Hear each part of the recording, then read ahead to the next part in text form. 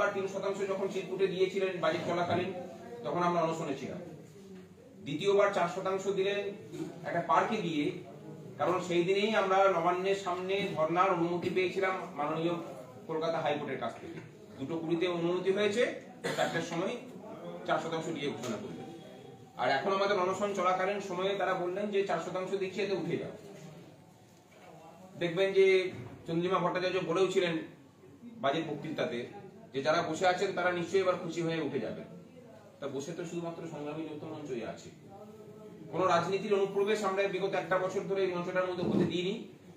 সমস্ত রাজনীতির লোকজনই এখানে এসেছেন, কিন্তু একটা কথা আমরা বলতে পারি যে কর্মচারীদেরকে কোনো সময়ই আমরা বলবো না যে অমুক দলে ভোট দিন বা অমুক জায়গাতে ভোট দিতে হবে। আমরা বরং বলবো যে ভোটের মুখে আন্দোলনের তীব্রতা বাড়িয়ে দাবি আদায় করার যে প্রবণতা অন্যান্য রাজ্যে আছে, আমাদের রাজ্যেও সেটা প্রতিষ্ঠিত হওয়া দরকার। সেটার লক্ষ্যেই 6 এবং 7 তারিখ দুদিন আমরা ধর্মঘটে ডাক দিয়েছি। ধর্মঘট করুন, কোনো অসুবিধা হলে পরে আমরা সম্পূর্ণরূপে পাশে আছি। আপনারা যারা বলছেন যে যদি মনে করেন যে ট্রেজারি বন্ধ করলে পরে সরকারের অসুবিধা হবে, সরকারের অসুবিধা না হলে পরে সরকার আপনার দাবিটা মানবে কেন?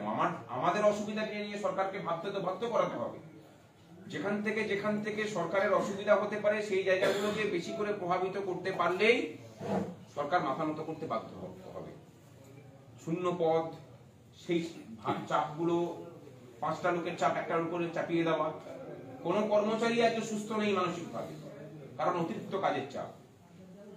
যেখানে গোটা বিশ্ব জুড়ে বলছে যে মানব সম্পদে যদি ঠিকঠাক করে ব্যবহার করতে হয় তাহলে কাজের মাঝে মাঝে বিরামটাও দিতে হবে। আর পশ্চিমবঙ্গ সরকার তার উল্টো পথে গিয়ে বলছে যে 50 জনের কাজ যদি একজনকে দিয়ে করিয়ে নেওয়া যায় তাহলে বাকি 49 জনের বেতনটাকে দিয়ে আমি ফুর্তি করতে পারি। রাজ্য সরকার যেটা করছে সেটাকে একটা কথায় পাতি বাংলায় বলা হয় ফুর্তি করা। এই প্রবণতাটা বন্ধ করা প্রয়োজন ভবিষ্যৎ প্রজন্মের স্বার্থে। আপনারা এখানে যারা বসে আছেন তাদের অধিকাংশই সন্তান সন্ততি হয়তো চাকরিযোগ্য হয়ে উঠেছে। আপনারা প্রত্যেকেই জানেন যে আপনার সন্তান সন্ততির জন্য উপযুক্ত চাকরির সংস্থান কিন্তু পশ্চিমবঙ্গে নেই, তাকে অন্য রাজ্যে পাড়ি জমাতে হবে।